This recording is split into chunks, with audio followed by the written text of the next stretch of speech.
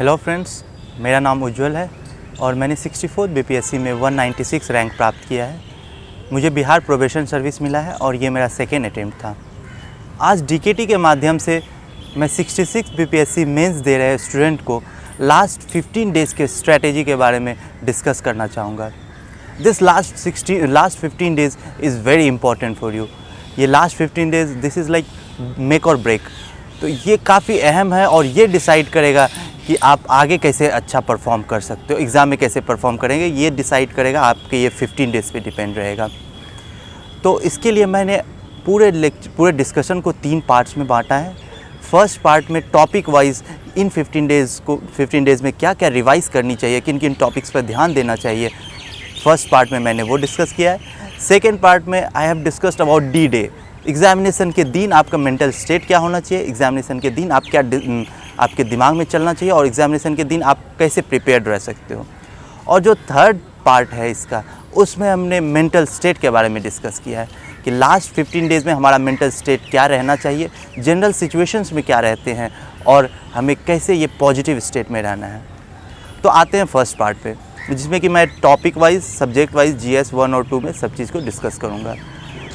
तो अभी तक आपने जो भी पढ़ा है, that is all, you have read everything. आपको बस अपने ऊपर भरोसा करना है कि आपने सब कुछ कंप्लीट कर लिया है। और अभी से जो 15 दिन बचे हुए हैं, इसमें आपको कुछ भी एक्स्ट्रा पढ़ने की बिल्कुल ज़रूरत नहीं है। मैं सही कह रहा हूँ, आपको कुछ भी एक्स्ट्रा पढ़ने की बिल्कुल ज़रूरत नहीं है। आपने जो पढ़ा है, यू हैव कंप्लीटेड एवरीथिंग।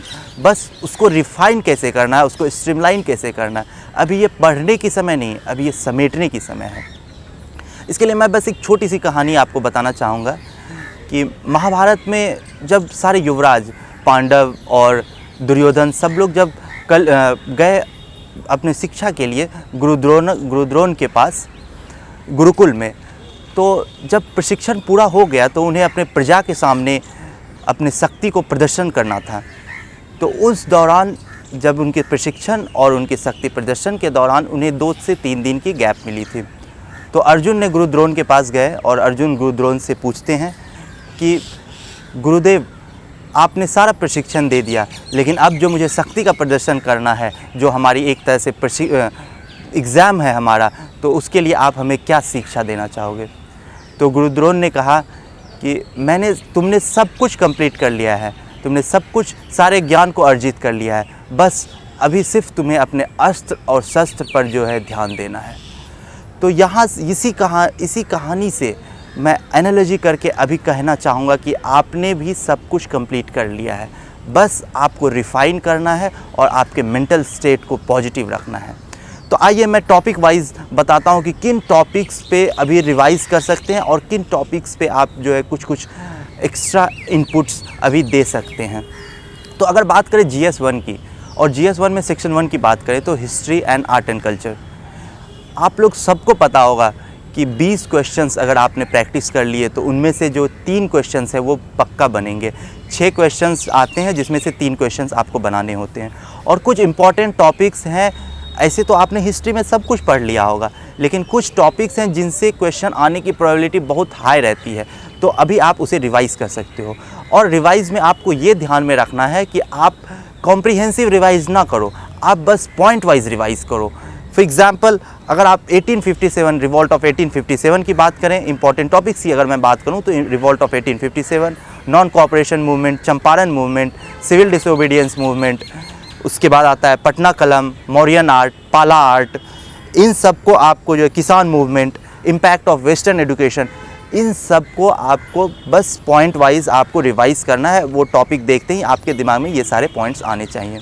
कुछ एड ऑन्स जो आप इस 15 डेज़ में कर सकते हो वह मैं आपको बताना चाहूँगा। जैसे कि अगर 1857 की बात करें, आपने सब कुछ पढ़ लिया होगा, कंप्लीट कर लिया होगा, बस आप हमेशा ये ध्यान में रखो कि अगर आपने अभी तक मैप प्रैक्टिस नहीं किया है, बिहार की मैप, जैसे 1857 की बात आई तो बिहार की मैप बना दिए, बिहार का मैप बना दिए और उसमें दर्शा दिए 3-4 जगह, पटना में, आरा में, जहाँ पे भी ये रिवॉल्ट हुआ था।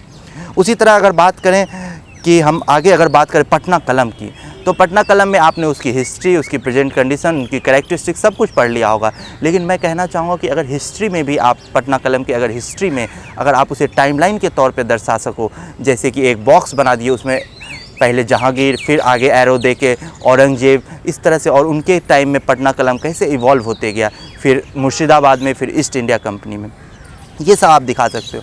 फिर बात आती है मौर्यन आर्ट की। अगर मौर्यन आर्ट की बात आती है तो आपको सबसे पहले ध्यान में रखना है कि आपको स्तूपा और पिलर की डायग्राम इन 15 डेज़ में इन सब पे प्रैक्टिस करना है, और ताकि ये सब एड ऑन्स कर सकें।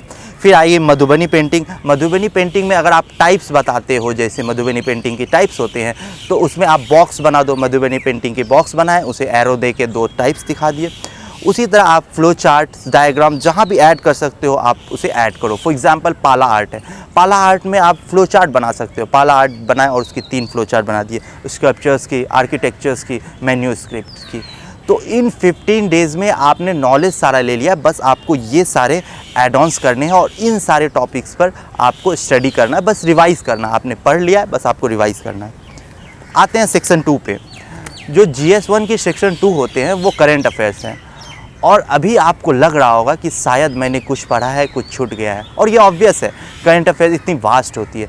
लेकिन बिलीव मी, आपने जो भी पढ़ा है क्वेश्चन वहीं से आएंगे। I am guaranteeing you, question वहीं से आएंगे 100%।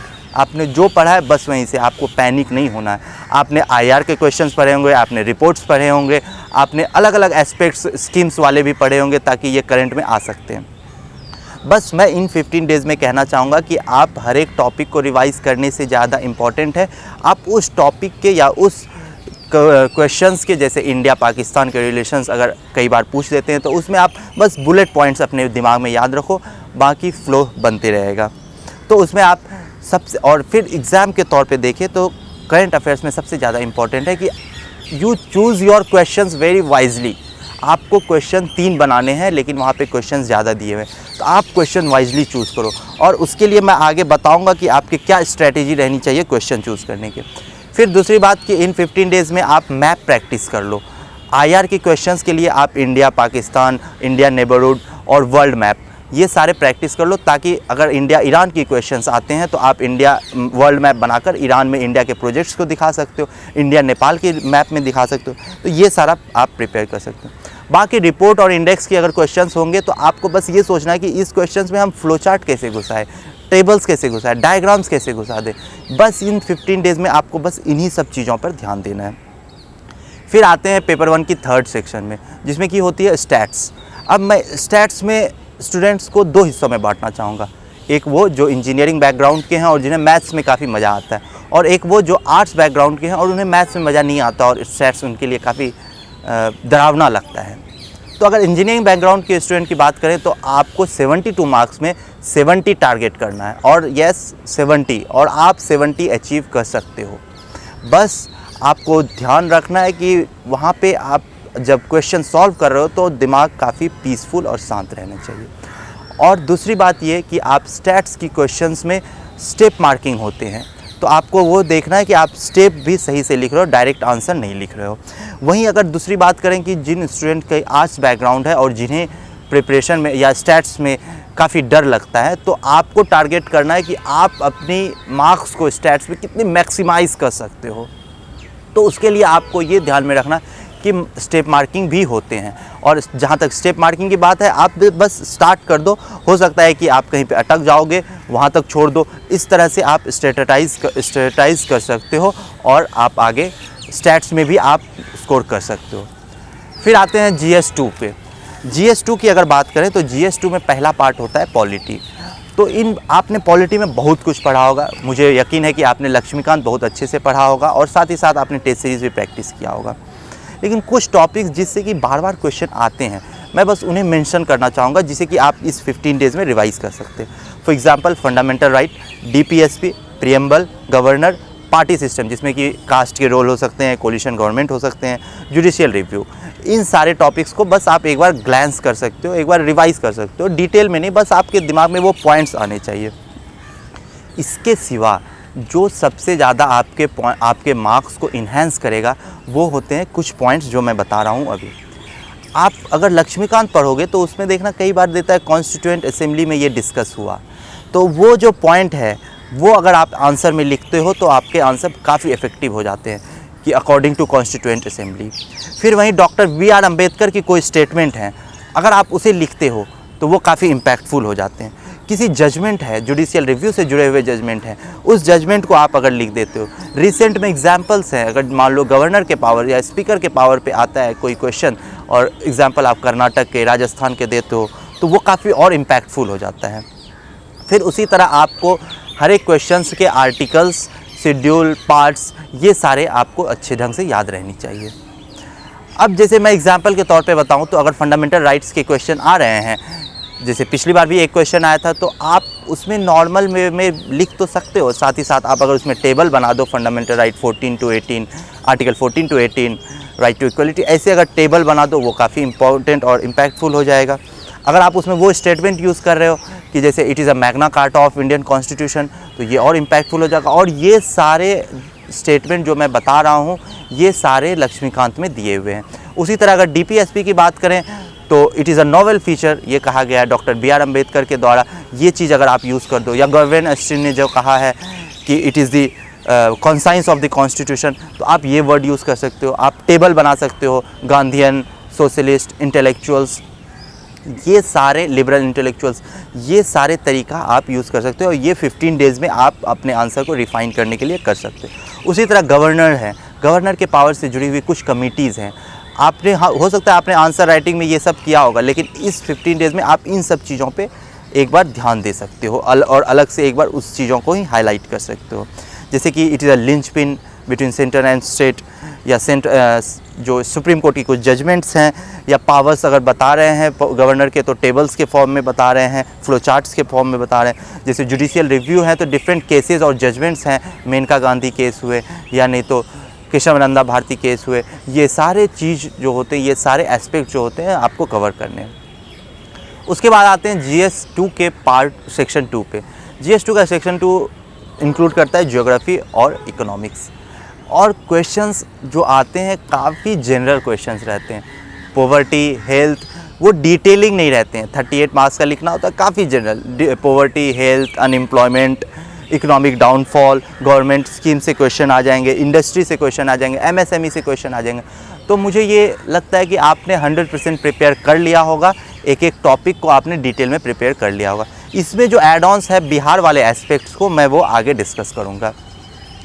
फिर अगला अगर सेक्शन पे आए GS2 के सेक्शन 3 पर, तो GS2 के सेक्शन 3 में साइंस एंड टेक होता है, और इस साइंस एंड टेक के लिए कुछ टॉपिक्स हैं जो बार बार आते हैं, जैसे कि न्यूक्लियर एनर्जी के टॉपिक हो गए, स्पेस मिशन हो गए, फिर डिफेंस मिशन हो गए, फिर रिन्यूएबल एनर्जी हो गए, ग्लोबल वार्मिंग हो गया। तो इन सारे टॉपिक्स को आप बस एक बार वही पॉइंट वाइज रिवाइज कर लोगे। अगर आप न्यूक्लियर एनर्जी की बात करें तो कुछ एड ऑन्स अगर आपने बनाया हुआ होगा तो कुछ एड ऑन्स आप जोड़ सकते हो, जैसे कि मैप बना देना कि न्यूक्लियर पावर प्लांट इंडिया में कहाँ कहाँ है, वो अभी आप प्रैक्टिस कर सकते हो। फार्मूला, न्यूक्लियर जनरेशन के फार्मूला, फ्लो डायग्राम, वो प्रैक्टिस कर सकते हो। ये सारे जो है KBC नैनो की बुक आती है प्रीवियस ईयर क्वेश्चन पेपर की, उसके सॉल्यूशन के साथ, उसमें ये सारे चीज़ दिया हुआ है, आप उससे एक बार रिवाइज कर सकते हो। बस ये पॉइंट्स, स्पेशल पॉइंट्स।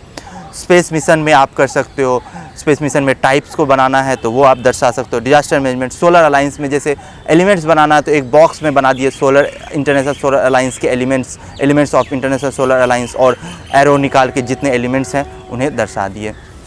तो ये हो गया GS2 की प्रिपरेशन।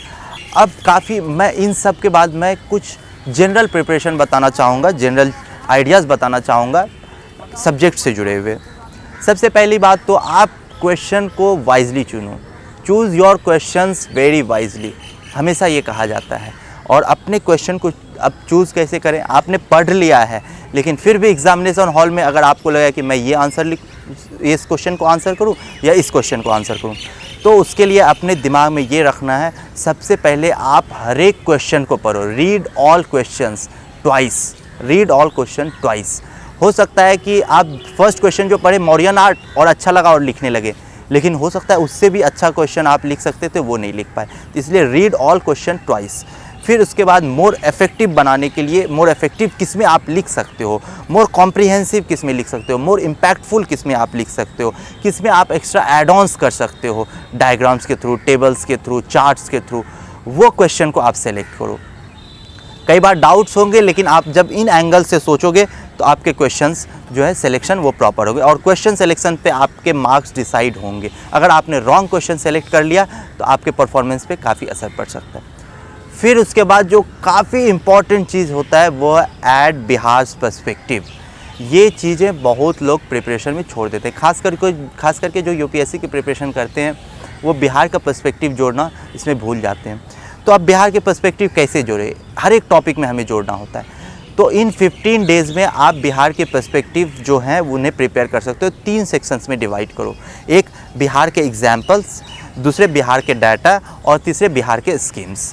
आपने कोई भी टॉपिक पढ़ा, जैसे मान लो कि आपने गवर्नर के बारे में पॉलिटी का रिवाइज़ करना है, आप उसमें बिहार का एग्जाम्पल बूटा सिंह का रख लो। ये सारे आपको बिहार केबीसी नैनो के जो बिहार समग्र है उसमें भी मिलेगा और केबीसी नैनो के जो प्रीवियस ईयर क्वेश्चन पेपर हैं उसमें भी मिलेगा। बूटा सिंह का एग्जाम्पल रख लो। फिर वहीं अगर बिहार की डाटा की बात करें तो अभी आप प्रिपेयर कर सकते हो, ये चाहे शायद इकोनॉमिक सर्वे में भी आपको डाटा मिल जाएगा और बिहार समग्र जो केबीसी नैनो के उसमें भी मिल जाएगा। उसमें आप डाटा में प्रिपेयर कर सकते हो पॉवर्टी, हेल्थ, एजुकेशन, इंडस्ट्री और 1-2 सेक्शंस में बांटो और हर एक सेक्शन के कुछ डाटा लो। जैसे कि अगर पॉवर्टी की बात करें तो बिहार की पॉवर्टी रेट, बिहार की पॉवर्टी में रैंक, और अगर क्वेश्चन जनरल भी हैं तो भी आप इन्हें उनमें ये घुसाओ। For example Bihar has the poverty rate of this. उसी तरह हेल्थ की बात करें, infant mortality rate, child mortality rate, under 5 mortality rate, life expectancy, ये सारे चीज़ आप, ये सारे डाटा आप इन 15 दिन में कलेक्ट करके, 15 दिन में कलेक्ट क्या, एक दिन में कलेक्ट करके आप 15 दिन में बार बार रिवाइज़ करो इन डाटा को। फिर इंडस्ट्री की बात करें तो बिहार में कितनी इंडस्ट्रीज़ हैं, क्या है, इन सारे डाटा को जब आप इन्हेंस करोगे, एमएसएमई की बात करें, अब बिहार के पर्सपेक्टिव जब आप इन्हेंस करोगे तो आपके आंसर जो है काफ़ी इनरिच हो जाएंगे। फिर अगर बात करें बिहार के स्कीम्स, फॉर एग्ज़ाम्पल अगर एमएसएमई की बात हो गई या स्टार्टअप्स की बात हो गई तो बिहार स्टार्टअप इंडिया पॉलिसी, इस बिहार स्टार्टअप पॉलिसी को मेंशन कर सकते हो।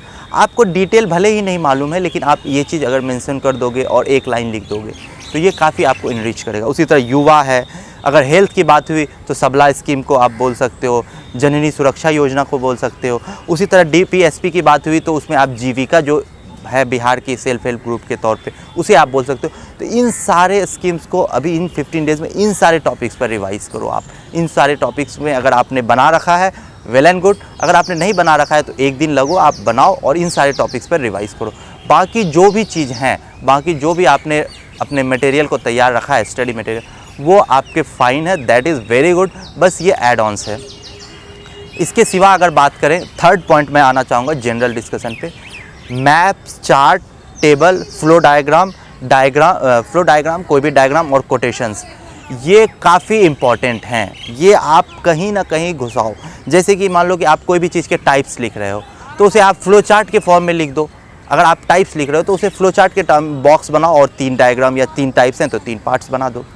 उसी तरह अगर आप किसी के पिलर्स बना रहे हो कि the pillar of Ayushman Bharat is, तो एक बॉक्स बनाओ pillar of Ayushman Bharat, arrow ऊपर नीचे चारों तरफ दे के आप पिलर बना दो।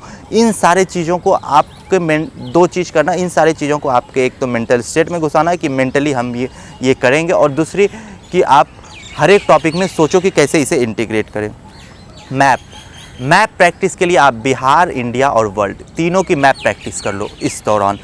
For example India Iran, India Nepal में लिपू लेक हुआ, काला पानी हुआ, या इंडिया चाइना हुआ तो अरुणाचल से लेकर के लद्दाख तक जो कॉन्फ्लिक्ट पॉइंट्स हैं सबको एक बार प्रैक्टिस कर लो। फिर कोटेशंस, जैसे कि मैंने पॉलिटी में भी बताया और मैं यहाँ पर भी बता रहा हूँ, आप आंसर कोटेशन से स्टार्ट कर सकते हो या बीच में कोटेशंस लगा सकते हो या सॉल्यूशन में कोटेशंस लगा सकते हो। आप वो तैयार कर लो। हेल्थ आएगा तो हम ये कोटेशंस लगाएंगे, एजुकेशन का मामला आएगा तो हम ये कोटेशंस लगाएंगे। ये सारे अगर आप कोटेशंस अपने मन में रख लेते हो और अभी अगर लिख लेते हो 1 दिन या 2 दिन में, तो ये आपको काफ़ी हेल्पफुल रहेगा।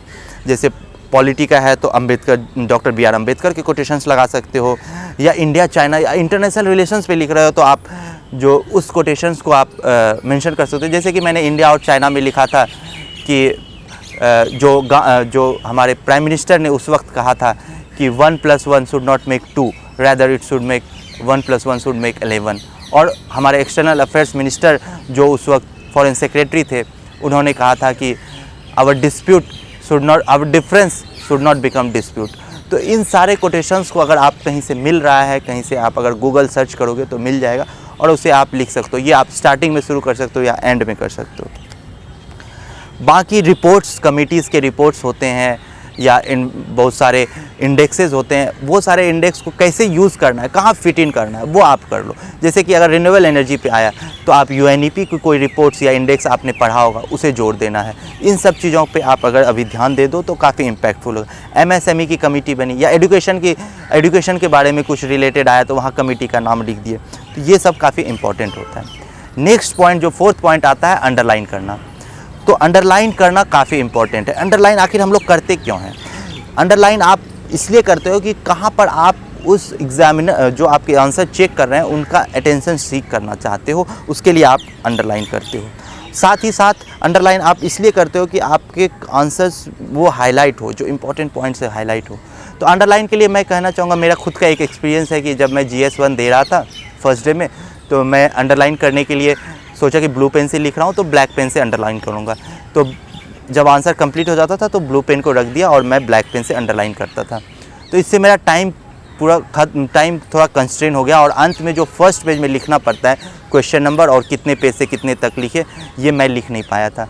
और मेरे बगल में जो बैठा हुआ था उसने मुझे बताया कि अगर आप ये नहीं लिखे हो तो आपका आंसर ही चेक नहीं होगा। मैं तो काफ़ी पैनिक सिचुएशन में आ गया था, लेकिन मेरे जो और सब सीनियर्स थे और मैं सबसे पूछा तो वो लोग बोले कि नहीं ऐसा कुछ भी नहीं है, तुम अगर लिखे हो सही अंदर लिखे हो तो कोई बात नहीं, ऊपर अगर वो नहीं लिखे हो क्वेश्चन नंबर तो कोई बात नहीं। तो मैं आप लोगों को कहना चाहूँगा, आप जैसे ही लिखते जाते हो अंडरलाइन करते जाओ। आपने अगर कोटेशंस लिखा अंडरलाइन कर दो, कोई भी इंडेक्स लिखा, कमिटी का नाम लिखा, अंडरलाइन करते जाओ, लिखते जाओ। डेटा लिखा, अंडरलाइन करते जाओ। इकोनॉमिक सर्वे लिखा, आपने अंडरलाइन कर दिया, बस वैसे ही अंडरलाइन करो। और लास्ट, जो इस जनरल डिस्कशन का लास्ट पॉइंट मैं बोलना चाहूँगा, वो है W क्वेश्चन, W मेथड।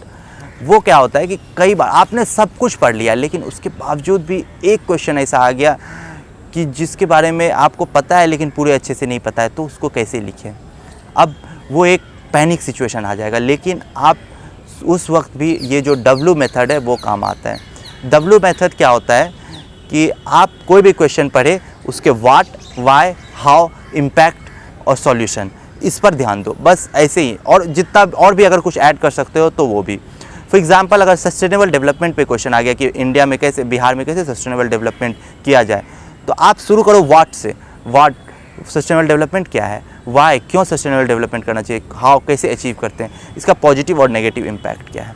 तो ये W क्वेश्चन जो होते हैं आप कहीं भी अप्लाई कर सकते हो, उस केस में जहाँ पे कि आप पूरा ब्लैंक हो गए और आप वहाँ पे कुछ भी नहीं समझ में आ रहा है। तो आते हैं सेकेंड पार्ट पे। अब एग्ज़ाम हॉल, D डे जो है ये आपका सबसे अहम डे है। अब इसमें हम स्टार्ट करते हैं कि एग्ज़ाम के एक दिन पहले से, एग्ज़ाम के एक दिन पहले आपका मेंटल स्टेट क्या होना चाहिए।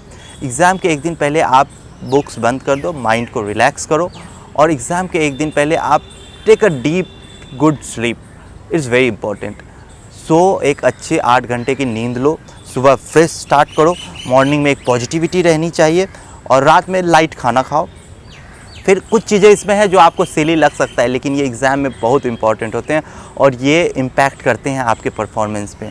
जैसे कि कुछ बातें हैं, जैसे आप एडमिट कार्ड्स हैं, ये आप 4-5 दिन पहले ही प्रिंट आउट करवा लो, और कुछ अंतिम के कुछ दिन से कुछ पॉजिटिव लोगों से ही मिलो।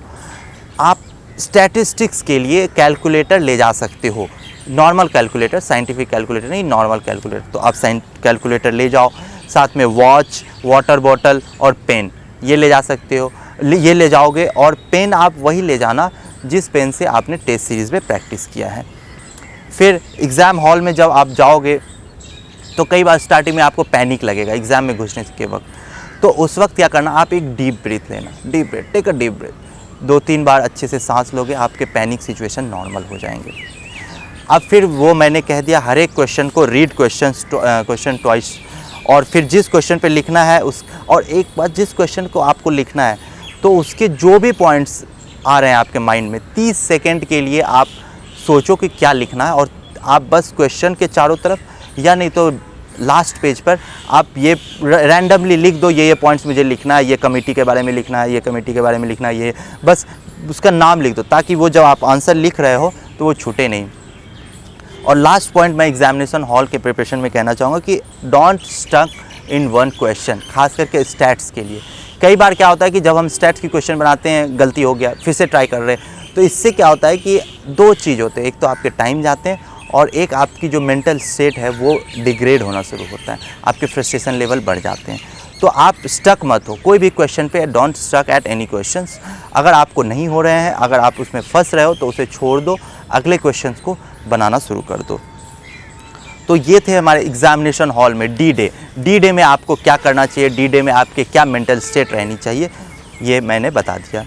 सुबह उठ, जिस दिन एग्ज़ाम होगा उस दिन पॉजिटिव माइंड रहना है, सुबह उठ के क्या करना है वो मैं आगे बताऊँगा। जो थर्ड एस्पेक्ट है मेंटल स्टेट, जो कि लास्ट एस्पेक्ट है, इस एस्पेक्ट में ही खेला सबसे इम्पॉर्टेंट जो अभी बचा है, सबसे इम्पॉर्टेंट आपका फेज़ यही है। पेन से पढ़ाई, पेन और बुक की कहानी अब ख़त्म हो चुकी है। आपके लिए ये 15 दिन अब सिर्फ दिमाग की खेल बच चुकी है। बस दिमाग से अब आपको रहना।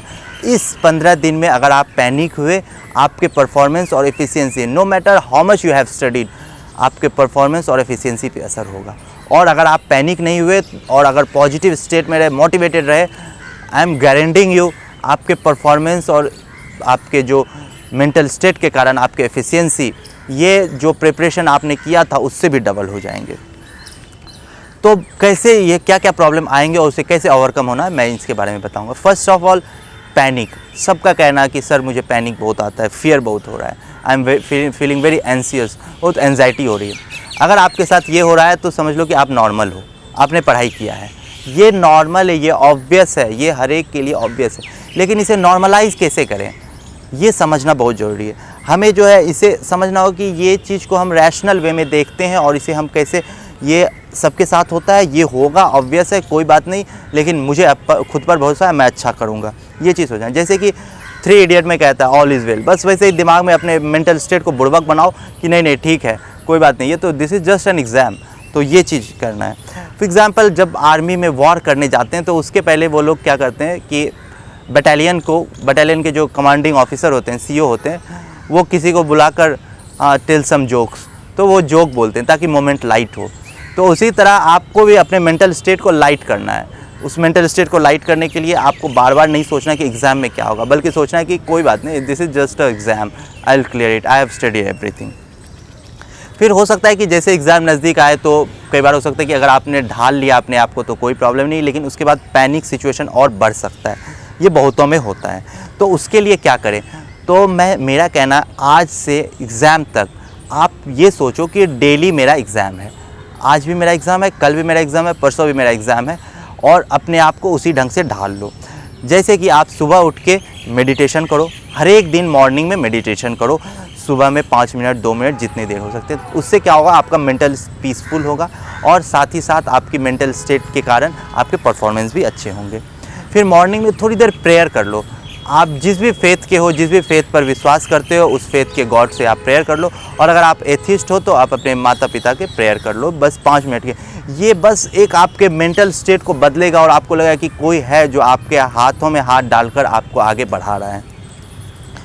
फिर उसके बाद आता है कि हर एक दिन जब आप मॉर्निंग में उठते हो तो अपने मेंटल स्टेट को पॉजिटिव रखने के लिए आप बोलो कि नहीं, मैं आज अच्छा करूँगा और मेरा आज एफिशिएंसी बहुत हाई रहेगा, मैं बहुत अच्छा परफॉर्म करूँगा। अपने आप को जब ये बार बार आप बोलोगे तो ये चीज़ जो है खुद ब खुद आपके हैबिट्स में हो जाएगा, आपके एक्शंस में हो जाएंगे। एक कोटेशंस का आता है, fake it until you make it. तो अगर आप डर रहे हो तो फेक करो कि नहीं मैं नहीं डरूँगा, मैं अच्छा हूँ, मैं प्रिपेयर कर लिया हूँ, नहीं डर रहा। बस वो धीरे धीरे आपकी वो हैबिट बन जाएगी।